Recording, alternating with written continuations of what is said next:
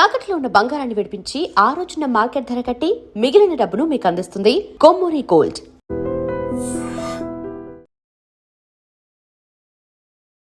నమస్తే, welcome to I dream. నేను వలి. America అధ్యక్షుడు డొనాల్డ్ ట్రంప్ 2 రోజుల చైనా పర్యటనలో కొన్ని ప్రధానమైనటువంటి ప్రశ్నలు తలెత్తాయి. డొనాల్డ్ ట్రంప్ ఉండగానే జిన్పింగ్ హెచ్చరిక చేసినట్టుగా వార్తలు మనం చూస్తూ ఉన్నాం. తైవాన్ విషయంలో జోక్యం చేసుకోవద్దు, తైవాన్కి ఎలాంటి సైనిక సహకారం అందించొద్దని చెప్పి సున్నితంగా హెచ్చరికలు పంపించాడు. దీని మీద చర్చ జరుగుతోంది. సో ఈ 2 రోజుల పర్యటనకు సంబంధించిన పూర్తి వివరాలు మనం తెలుసుకునే ప్రయత్నం చేద్దాం. ప్రస్తుతం నాతో పాటు స్టూడియోలో ఉన్నారు డాక్టర్ రమేష్ కనిగట్టి గారు, national security studies government of India chairman ఆయన. అలాగే రమేష్ కనిగట్టి గారు అంతర్జాతీయ రాజకీయ వ్యవహారాల నిపుణులు కూడా. ఈ వీడియో మీద మనం తప్పకుండా మాట్లాడాలని చెప్పి వారిని అడిగాను. వెంటనే ఆయన స్టూడియోకి వచ్చారు. మాట్లాడదాం. సార్ నమస్కారం. నమస్తే వలి గారు. రమేష్ కనిగట్టి గారు, అసలు తైవాన్ గురించి చైనా చాలా సీరియస్గా ఉంది. ట్రంప్ను కూడా లెక్క చేసే పరిస్థితి లేదు. మీరు సైనిక సహకారం అందిస్తే దానికి తగిన మూల్యం చెల్లించుకుంటారు, దయచేసి మన మధ్య స్నేహం కొనసాగాలంటే ఈ విషయంలో మీరు జోక్యం వద్దని చెప్పి చాలా సీరియస్గా నేను చెప్పినట్టుగా తెలుస్తుంది. అసలు ఏంటి సార్, తైవాన్కి చైనాకి ఉన్నటువంటి ఆ సంబంధాలు ఏంటి? ఎందుకు అమెరికా ఇందులో జోక్యం చేసుకుంటుంది? ఏమంటారు? వలి గారు, ముఖ్యంగా ఐ డ్రీమ్స్కి నన్ను పిలిచినందుకు మీకు చాలా ధన్యవాదాలు. ప్రపంచ రాజకీయ, ఆర్థిక, సాంఘిక, సాంక్షేమిక, ముఖ్యంగా రక్షణపరమైన, భద్రతాపరమైన అంశాలు మన తెలుగు ప్రజలకి అందించడంలో ఐ డ్రీమ్ చాలా మంచి పాత్ర పోషిస్తుంది. దానికి ముందలుగా మీకు శుభాభినందనలు. Number 1. Number 2, American president Donald Trump 2 రోజుల పర్యటన నిమిత్తము చైనా వెళతాము. చైనాలో బీజింగ్లో గ్రేట్ హాల్ ఆఫ్ చైనా, అంటే ఆ కమ్యూనిస్టు కంచుకోట చైనా, ఆ గ్రేట్ హాల్లో కూర్చొని మాట్లాడతాము. అమెరికన్ ప్రెసిడెంట్ డొనాల్డ్ ట్రంప్తో పాటు American secretary of state, defence secretary R war secretary, ఆయనతో పాటుగా ఎన్విడియా సిఇఓ ఎలాన్ మస్క్, దాంతోపాటుగా టిమ్ కుక్ యాపిల్ సిఇఓ, ఇలా ఒక 12 నుంచి 14 కంపెనీల సిఇఓల్ని తీసుకొని అమెరికన్ ప్రెసిడెంటు బిజినెస్ డెలిగేషన్తో పాటు, మిలిటరీ చీఫ్తో పాటు, ఫారెన్ అఫైర్స్ మినిస్టర్ అంటే సెక్రటరీ ఆఫ్ స్టేట్ మార్క్ రూబియోతో పాటు వీళ్ళంతా బీజింగ్ చైనా పర్యటనకు వెళ్ళారు. ఎటువంటి నేపథ్యంలో వెళ్ళారు? ఒక పక్కన ఇరాన్తో 76 రోజుల నుంచి అమెరికా, ఇరాన్ యుద్ధం జరుగుతుంది. ఇలాంటి పరిస్థితుల్లో American president Donald Trump China పర్యటనకి వెళ్తాం అనుకున్న ఉద్దేశం ఏంటి ఇలాంటి పరిస్థితుల్లో? 2, స్ట్రైట్ ఆఫ్ హర్ముజ్ దగ్గర అమెరికా బ్లాకేడ్ చేసింది ఇరాన్ యొక్క నౌకల్ని బయటికి రాకుండా. అట్ ద సేమ్ టైం ఇరాన్కి సంబంధించి కూడా అమెరికాతో కానీ వేరే దేశాలతో కానీ వ్యాపారం చేయకుండా స్ట్రైట్ ఆఫ్ హర్ముజ్ దగ్గర చాలా ఇబ్బందులు, తద్వారా కొన్ని వందల షిప్పులు స్ట్రైట్ ఆఫ్ హర్ముజ్ జలసంధి నుంచి బయటికి రావాల్సినవి కూడా ఆగిపోవటము. ఈ నేపథ్యంలో మీరు అడిగిన ప్రశ్న, తైవాన్కి చైనాకి మధ్య ఎటువంటి సంబంధం ఉంది? అసలు తైవాన్ ఎక్కడుంది, చైనా ఎక్కడుంది? చైనాకి తైవాన్కి మధ్య సమస్యకి అమెరికా రోల్ ఏంటి, అమెరికా ఎందుకు ఏలు పెడుతుంది అనేది మీ ప్రశ్న. 1949లో కమ్యూనిస్ట్ పార్టీ ఆఫ్ చైనాలో అధికారాన్ని చేపట్టింది. అంతకు ముందల వరకు షాంఘై షేక్ అనే ఒక రాజరికం అనుకోండి, అలాంటి వ్యక్తి చైనాని పరిపాలించడం జరిగింది. ఆ షాంఘై షేక్ పారిపోయాడు. ఎక్కడికి పారిపోయాడు? తైవాన్కి పారిపోయాడు. తైవాన్ ఎక్కడుంది? చైనాకి, ఇప్పుడు భారతదేశానికి కోతవేటు దూరంలో శ్రీలంక ఎట్లా ఉందో హిందూ మహాసముద్రంలో, అలానే కోతవేటు దూరంలో చైనా మెయిన్ల్యాండ్కి తైవాన్ ఆ సముద్రంలో ఉందన్నమాట. ఇది ఆ పసిఫిక్ సముద్రంలో, పసిఫిక్ ఓషన్, దక్షిణ చైనా సముద్రం అంటారు, సౌత్ చైనా సీ. ఇంకా చెప్పాలంటే ప్రిసైజ్గా పసిఫిక్లో సౌత్ చైనా సీ, దక్షిణ చైనా సముద్రం అంటారు. సో ఇది నేపథ్యం. తైవాన్కి చైనాకి ఉన్న గొడవ ఏంటి మన ఐ డ్రీమ్ చూస్తున్న మన తెలుగు ప్రేక్షకులకు తెలియాలి. తైవాన్ అనే దేశము మేము చైనాతో మాకు ఎటువంటి సంబంధం లేదు, సర్వసత్తాక సార్వభౌమ తైవాన్గా మేము ఉంటాము, చైనాతో మేము కలవము అని తైవాన్ యొక్క వాదన. చైనా వాదన ఏంటి? తైవాను చైనాలో అంతర్భాగము, one nation one flag one country అనేది చైనా వాదన. ఓకే. ఇప్పుడు చైనా అధ్యక్షుడు ఎవరు? Xi Jinping.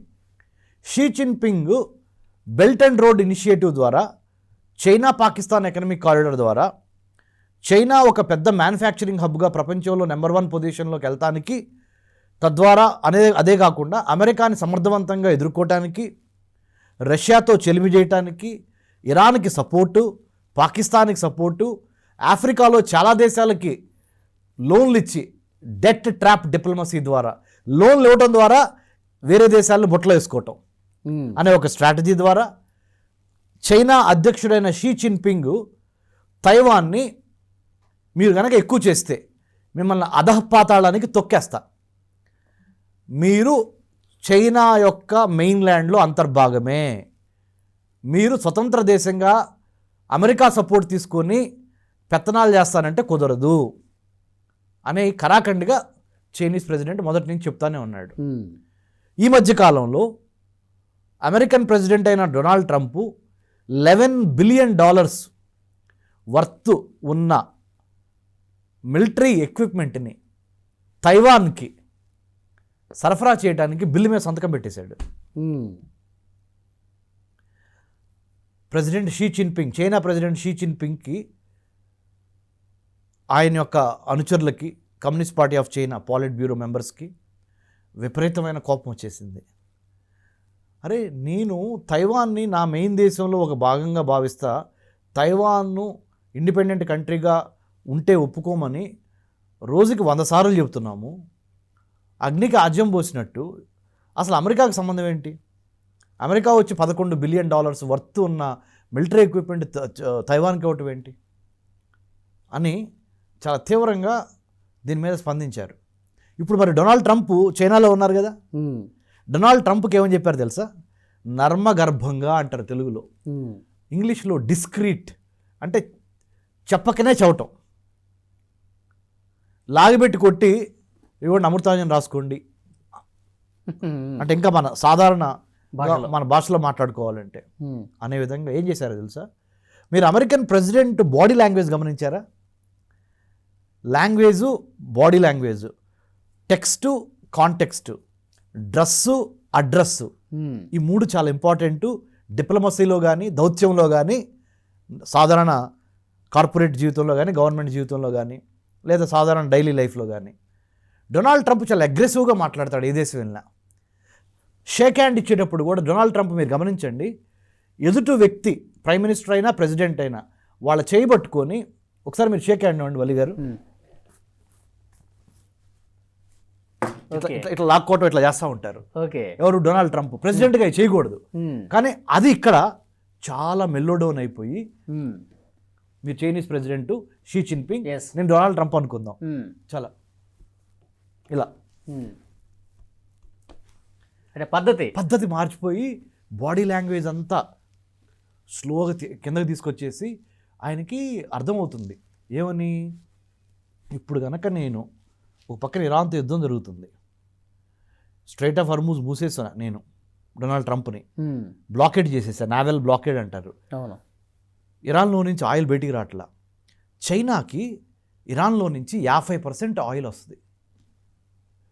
ఇరాన్ పక్కన ఉన్న గల్ఫ్ కోఆపరేషన్ కౌన్సిల్ కంట్రీస్ అయిన Qatar, UAE, Bahrain, Saudi Arabia, Kuwait plus Iran కలిపి 50% of the oil needs of China are completely directly dependent on these 6+1 7 countries.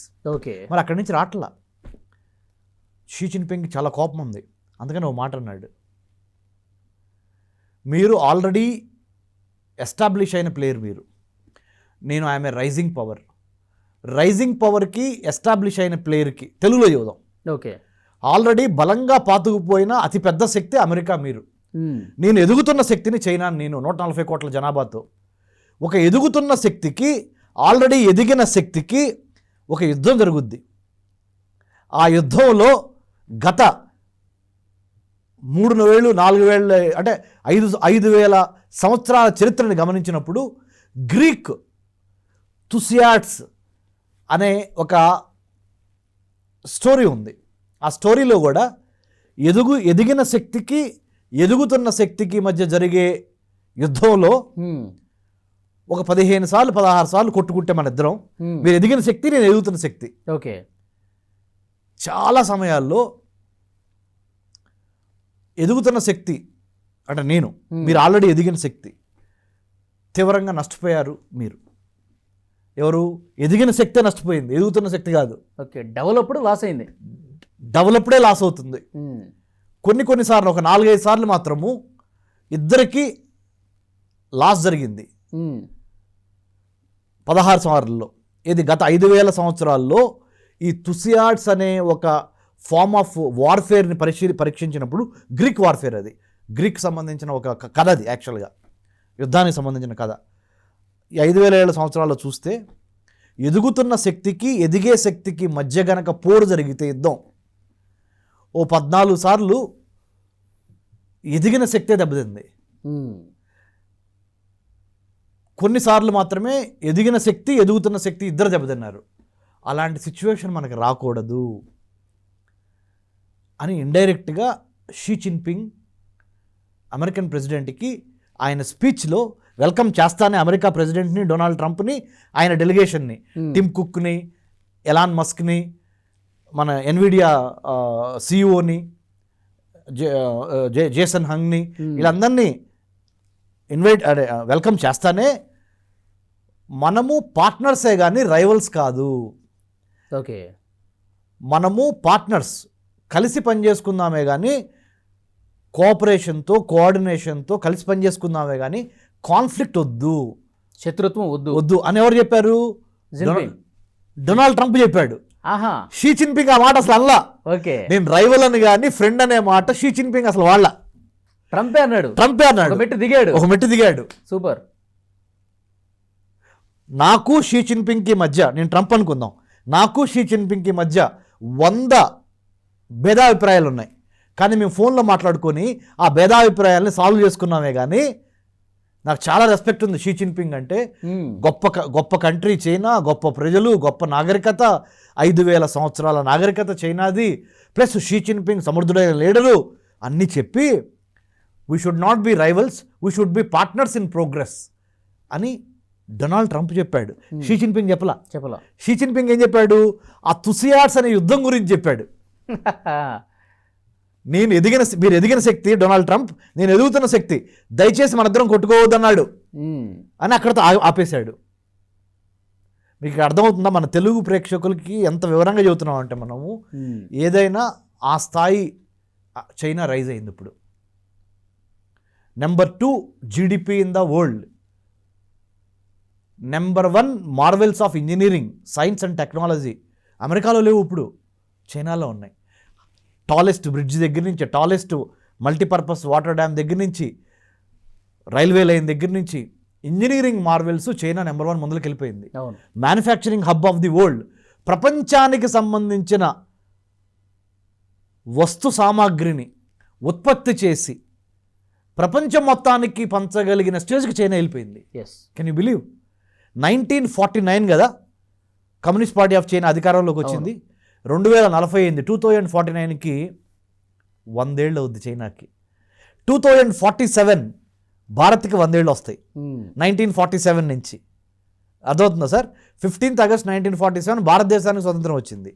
2047కి భారతదేశానికి Bharat will be 100 year old. China 1949లో communist party of China అధికారంలోకి వచ్చి 2049కి it will be 100 years. So China is competing for its 100th mark in 2014 to be number 1 in the world in terms of manufacturing space, artificial intelligence, rare earth elements, REE, rare earth elements, artificial intelligence, quantum computing, drones, humanoid robots, మనిషిని పోలిన robo, okay, humanoid robots ఈ ఏరియాస్లో అమెరికాకి నువ్వెంతంటే నువ్వెంత, D అంటే D అనే సామర్థ్యాన్ని China తెచ్చుకుంది. ఓకే. అందుకని డొనాల్డ్ ట్రంప్ యొక్క బాడీ లాంగ్వేజ్లో, ఆయన మాటల్లో ఒక స్టెప్ కిందకి దిగి సున్నితంగా, ప్రేమపూర్వకంగా, స్నేహపూర్వకంగా మాట్లాడాడే కానీ ఆయన తనదైన స్టైల్ ఉంటుంది కదా, ట్రంప్ స్టైల్, నువ్వెంత, నేను అది చేస్తా, నేను ఇది చేస్తా, నేను లేపేస్తా, నిన్ను కూల్చేస్తా, ఈ మాటలు ఉంటాయి కదా ట్రంప్కి. అవును, ఏమి లేవు. అంటే ఎక్కడ నెగ్గాలో కాదో తగ్గాలో అని తెలుసుకొని పళ్ళు లేని, కూరలు లేని పాములాగా, లేకపోతే పళ్ళు లేని పులిలాగా, ఓకే, టూత్లెస్ టైగర్ లాగా కొద్దిగా ఇట్లా స్లోగా ఇట్లా మాట్లాడాడు. షీ జిన్పింగ్ ఇలా కూర్చొని, మేము చెప్తున్నాం, మీరు వినండి, మీకు ఇచ్చే గౌరవం ఇస్తున్నాం, but at the same time మమ్మల్ని కూడా గుర్తించండి, మేము ఉన్నామని గుర్తించండి, మేము రైజ్ అవుతున్నామని గుర్తించండి అనే విధంగా షీ జిన్పింగ్ యొక్క బాడీ లాంగ్వేజ్ ఉంది. ఓ గ్రేట్. ఇది అయితే ఇప్పుడు మనం ఒరిజినల్ పాయింట్కి వద్దాం. తైవాన్ విషయంలో ఇప్పుడు ఆయన తగ్గినట్టు కనిపించాడు కదా డొనాల్డ్ ట్రంప్. ఇప్పుడు ఈ సున్నితంగా చేసినటువంటి ఈ హెచ్చరికను ఎంతవరకు పరిగణలోకి తీసుకొని తైవాన్ని వదిలిపెట్టే పరిస్థితి ఉంది డొనాల్డ్ ట్రంప్? తైవాన్ని అమెరికా ఎప్పటికీ వదిలిపెట్టలేదు. ఎందుకు చెప్పనా? చిలక ప్రాణం, మన పాతాళ భైరవుడి ప్రాణం చిలకలో ఉందంటారు, పాతాళ భైరవ సినిమా. అవునవును. అలానే అమెరికా ప్రాణమేమో ఇజ్రాయెల్లో ఉంటుంది, ఓకే, చైనా ప్రాణమేమో తైవాన్లో ఉంటుంది. అమెరికా ఏం చేస్తుందంటే ఎప్పుడు తైవాన్ని ఏదో ఒక విధంగా చైనాకు దూరంగా పెడతంలోనే తన ప్రయత్నాలన్నీ చేస్తుంది. చెప్పేది ఒకటి ఉంటుంది, చేసేది ఒకటి ఉంటుంది. ఇక్కడ కామ్గా ఉన్నాడా, మళ్ళీ ఇంటికి వెళ్ళంగానే, అంటే రేపొద్దున వాషింగ్టన్ డీసీ వెళ్ళంగానే డొనాల్డ్ ట్రంప్ చైనా దక్షిణ చైనా సముద్రంలో కానీ, పసిఫిక్ సముద్రంలో కానీ, ఇండియన్ ఓషన్లో కానీ చైనా తన ప్రాబల్యాన్ని పెంచుకోవడానికి ఆర్టిఫిషియల్ ఐలాండ్స్ కడుతుంది, తైవాన్ ఇబ్బంది పెడుతుంది. సెన్కాకు, దియాబు, పారాసెల్లో ఆర్టిఫిషియల్ ఐలాండ్స్ కట్టింది ఎవరు? చైనా. ప్లస్ తైవాన్ని బెదిరిస్తుంది, నేను ఊరుకోను, తైవాన్కి మేము ఫుల్ సపోర్ట్ చేస్తాము అని చెప్పుద్ది. ఇంటికి వెళ్ళగానే చెప్తాడు. ఇక్కడ ఉన్నప్పుడు షీ జిన్పింగ్ చెప్పింది వింటాడు. ఓకే. సో తైవాన్ ఎందుకు ఇంపార్టెంట్ వినండి, మరి మన తెలుగు ప్రజలందరూ వినాలి. తైవాన్ ఎందుకు ఇంపార్టెంట్ చైనాకి? Semi conductor chip making raw material మొత్తం తైవాన్లో ఉంది. ప్రపంచంలో తైవాన్ ఉండేది ఇంత, ఒక ఐలాండ్, అది చైనాకి అతి దగ్గరలో ఉన్న ఐలాండ్. ఇప్పుడు ప్రత్యేక దేశంగా ఉందా సార్? లేదు, ప్రత్యేక దేశం కావాలని కోరుకుంటుంది. ఇప్పుడు ఆ దేశంలో ఆ దేశానికి ఉన్న రాజ్యాంగం కానీ, ఆ దేశానికి ప్రత్యేకమైన జెండా కానీ ఇవేమి లేవా? ఓ జెండా పెట్టుకున్నారు, ఆ జెండాని మరి ప్రపంచ దేశాలు గుర్తించాలిగా. తైవాన్ని ఒక ఇండిపెండెంట్ సావరెన్ కంట్రీగా గుర్తించాలిగా. ఇప్పుడు ప్యాలెస్తీనా స్టేటస్ ఏంటో తైవాన్ స్టేటస్ కూడా అంతే. ప్యాలెస్తీనా ఒక రాజ్యంగా అవతరించాలనుకుంటుంది. ఒక ప్రాంతం రాజ్యం ఎప్పుడవుద్దంటే 4 ఇంపార్టెంట్ ఎలిమెంట్స్ ఉండాలి, అప్పుడే రాజ్యం అవుద్ది. ప్రజలు, ప్రభుత్వము, ప్రదేశము, అన్నిటికీ మించి సార్వభౌమాధికారం. 3 ఉండగానే రాజ్యం అవదు. ప్రజలు ఉండి, ప్రభుత్వం ఉండి, ప్రదేశం ఉంది కదా, నేను సార్వభౌముడిని అంటే కుదరదు. సార్వభౌమాధికారం అంటే ఏంటి అసలు? అంటే ప్రపంచంలో ఉన్న మిగతా దేశాలన్నీ నిన్ను ఒక దేశంగా గుర్తిస్తా, ఐక్యరాజ్య సమితిలో ఓటేయాల. అది జరిగినప్పుడే నువ్వు ఇండిపెండెంట్ సావరెన్ కంట్రీ అవుతావు. అలా ఓటేయకుండా చైనా అడ్డుకుంటుంది. చైనాతో పాటు చాలా దేశాలు అడ్డుకుంటున్నాయి. అలానే ఇప్పుడు ప్యాలెస్టైనా ఇష్యూ కూడా అంతే కదా. ప్యాలెస్తీనాకి బయట నుంచి అందరూ సపోర్ట్ చేస్తారు, రైట్? కానీ ఓటింగ్ దగ్గరికి వచ్చేసరికి చాలా దేశాలు ప్యాలెస్తీనాకి ఫేవర్గా ఓట్ చేసినాయి. ప్యాలెస్తీనాని ఒక సార్వభౌమాధికార దేశంగా గుర్తిస్తా, కానీ అమెరికాకున్న వీటో పవర్ ద్వారా దాన్ని స్మాష్ చేసి అది పూర్తిగా దాన్ని గెలవనివ్వట్ల. ఇట్లా తైవాన్ విషయంలో కూడా rare earth elements, semi conductors Taiwan దగ్గర ఉండటం మూలాన, అందుకని అమెరికాకి తైవాన్ మీద ప్రేమ లేదు. అమెరికాకి తైవాన్ మీద ఉన్న ఇంట్రెస్ట్ అంతా ఆర్థిక ఇంట్రెస్టే. అమెరికన్ ఇండస్ట్రీ నడవాలంటే, కంప్యూటర్స్ నడవాలంటే, కార్లు నడవాలంటే, అమెరికాలో ఉన్న మిలిటరీ ఎక్విప్మెంట్ జరగాలి అంటే తైవాన్లో ఉన్న rare earth elements, semiconductor, మ్యానుఫ్యాక్చరింగ్కి సంబంధించిన రా ప్రొడక్ట్స్, ముడి పదార్థాలు, ఖనిజాలు దేవుడు ఏం చేశాడు? తైవాన్కి ఇచ్చాడు. వాటి మీద ప్రేమతో అమెరికా తైవాన్ని చైనాకి వ్యతిరేకంగా సపోర్ట్ చేస్తున్నట్టు కనపడుతుంది, సపోర్ట్ చేస్తుంది. అర్థమైందా సార్? ఈ rare earth elements, semi conductor సంబంధించిన రా మెటీరియల్స్ తైవాన్లో ఎప్పుడైపోతాయో అప్పుడు తైవాన్ మీద ప్రేమ పోద్ది అమెరికాకి.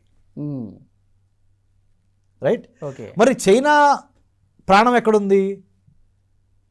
స్ట్రైట్ ఆఫ్ హర్ముజ్ జలసంధి నుంచి Gulf cooperation council countries 6 countries plus Iran దగ్గర నుంచి 50% ఆయిల్ చైనాకి రాలేదనుకోండి, చైనా యొక్క మ్యానుఫ్యాక్చరింగ్ సెక్టర్ మొత్తం కొలాప్స్ అవుతుంది. చైనాని కొట్టాలి అంటే ఆయిల్ అనే విషయం మీద అమెరికా చైనాకి వ్యతిరేకంగా ఆయిల్ని తొక్కాలి. ఆయిల్ ఎవరి దగ్గర ఉందయ్యా అంటే ఈ 7 దేశాల దగ్గర ఉంది.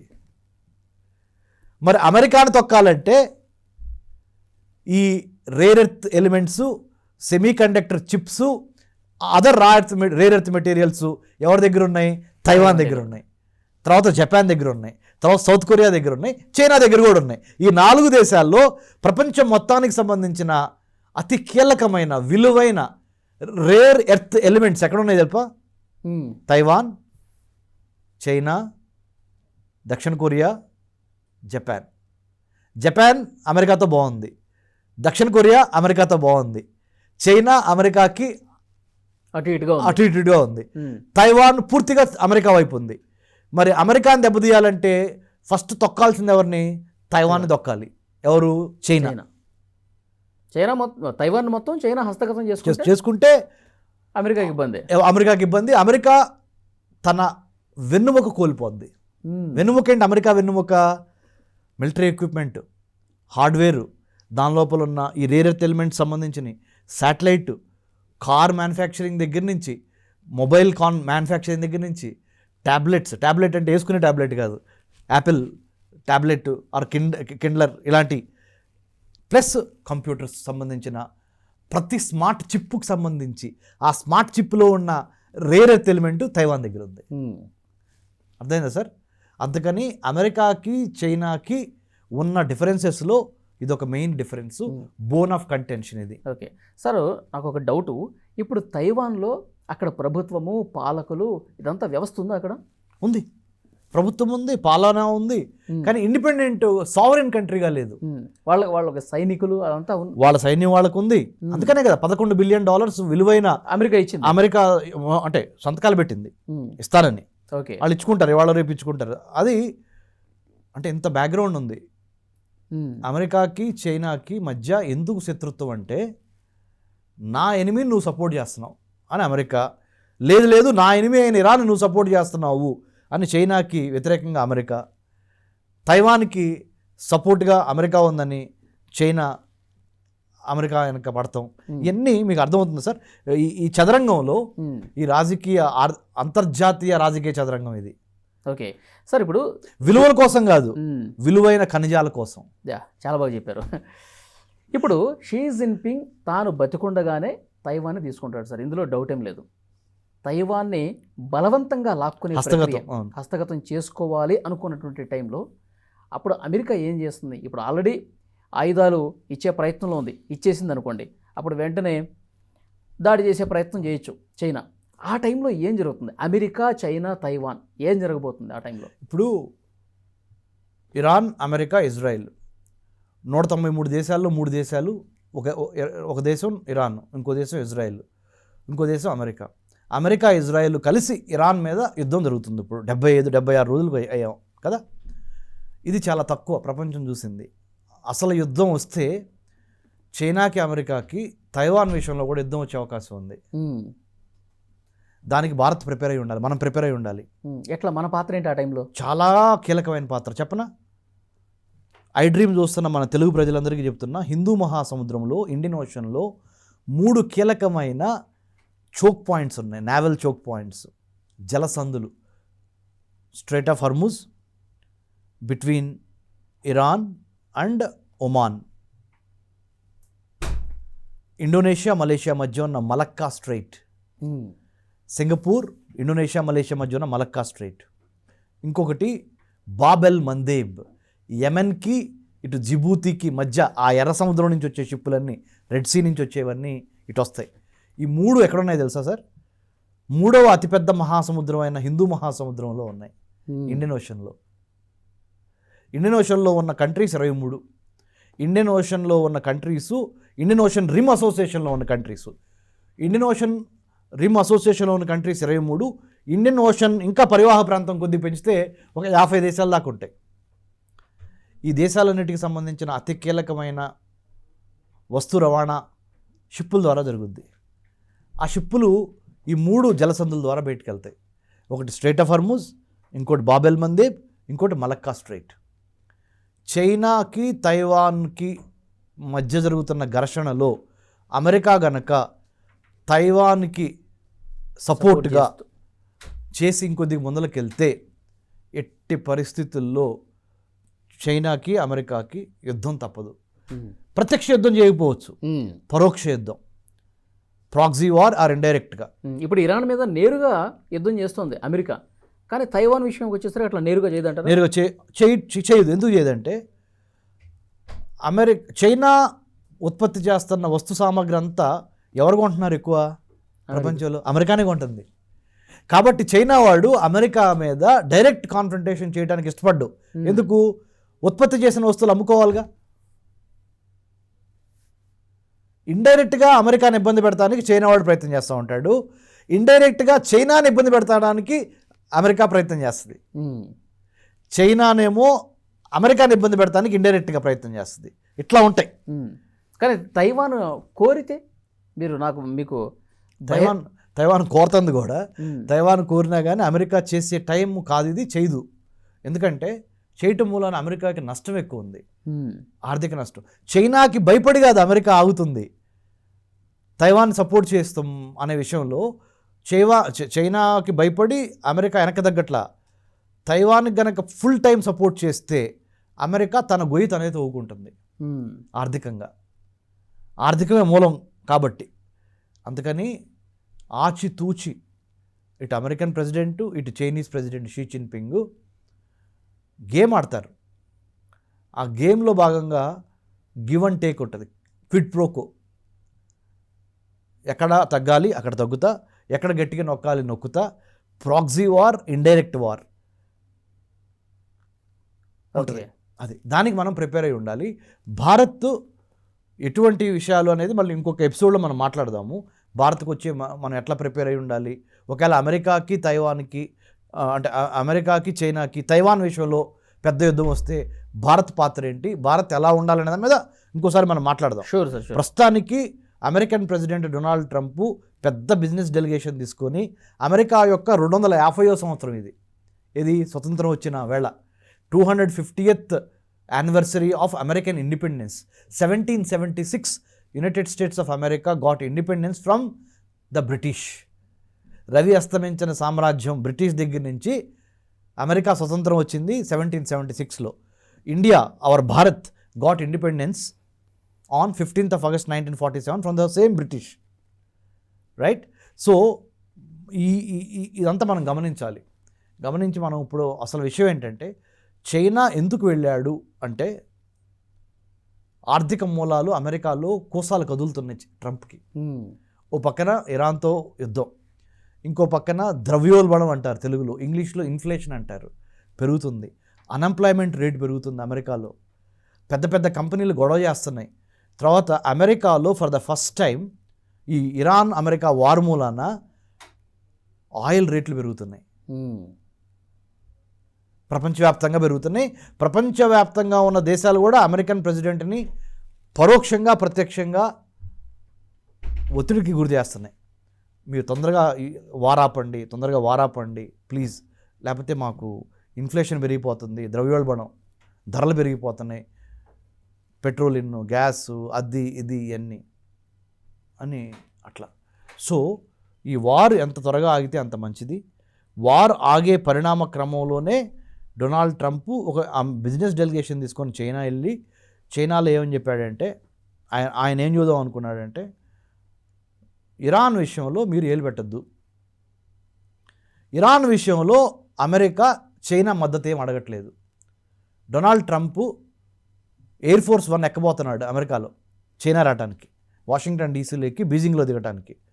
విలేకరులు అడిగారు, చైనీస్ ప్రెసిడెంట్ని మీరు ఏమన్నా సలహా అడుగుతారా, ఏమన్నా సహాయం అడుగుతారా, ఇరాన్ని ఎదుర్కోవడం కోసం అమెరికాకి ఏమన్నా మద్దతుగా ఉన్నా మీరు అడుగుతారంటే, ఇరాన్ని ఎదుర్కోవటానికి అమెరికా పూర్తి సమర్థత కలిగిన దేశం. చైనీస్ ప్రెసిడెంట్ దగ్గరికి వెళ్ళి అడగాల్సిన అఘాయిత్యం కానీ అవసరం కానీ మాకు లేదు అని అమెరికన్ ప్రెసిడెంట్తో పాటు సెక్రటరీ ఆఫ్ స్టేట్, తెలుగులో చెప్పాలంటే అమెరికా విదేశీ వ్యవహారాల శాఖ మంత్రి ఎవరు మార్కో రూబియోని ఎయిర్ ఫోర్స్ 1 అంటే అమెరికన్ ప్రెసిడెంట్ ఫ్లైట్ నేమ్ దాంట్లో ఇంటర్వ్యూ చేశాడు ఒక journalist. No very soon we are landing in Beijing not to ask help from China vis a vis Iran కోసం చైనాని మేము హెల్ప్ అడిగే దుస్థితి మాకు లేదు. ఇరాన్ని ఎట్లా మేనేజ్ చేయాలో, ఇరాన్ని ఎట్లా తొక్కాలో, ఇరాన్ని ఏం చేస్తే ఇరాన్ లొంగిద్దో అవన్నీ మేము చూసుకుంటాం. మేము వెళ్ళేది ఒకటే, బిజినెస్ ఇంట్రెస్ట్లు దెబ్బతినకూడదు అమెరికాకి చైనాకి మధ్య. ఎందుకంటే number 1 country in the world GDP ప్రకారం America, number 2 is China. Number 1.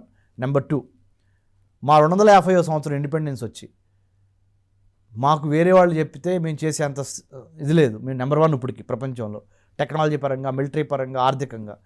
So 2వ పాయింట్, అది మేము ఇంకోసారి గుర్తు చేద్దామని వెళ్తున్నాం. 3వ పాయింట్, చాలా పెద్ద బిజినెస్ డెలిగేషన్ తీసుకొని వెళ్తున్నాను నేను.